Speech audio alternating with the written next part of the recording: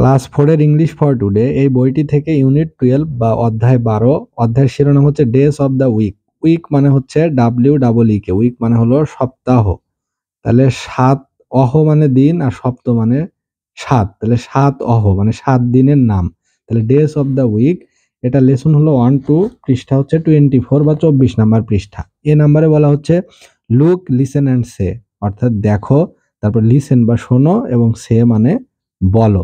এখানে বলছে days of the week, অর্থাৎ সপ্তাহে 7টা দিন। সেই 7টা দিন সংক্ষেপে কি লেখে?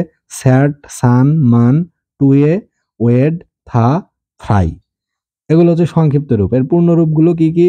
স্যাটতে এটা হলো Saturday, Saturday, SATURDAY, Saturday, Sunday, Monday, Tuesday, Wednesday, Thursday, Friday.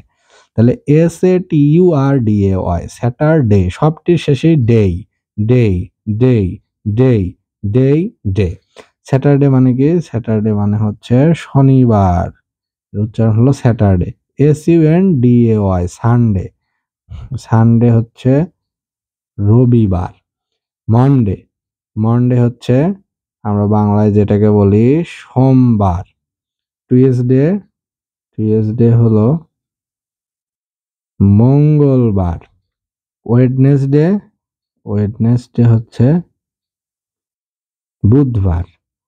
Thursday, এটা হচ্ছে বৃহস্পতিবার। আর ফ্রাইডে, ফ্রাইডে হচ্ছে শুক্রবার। তাহলে এই হলো সপ্তাহের 7টা দিন।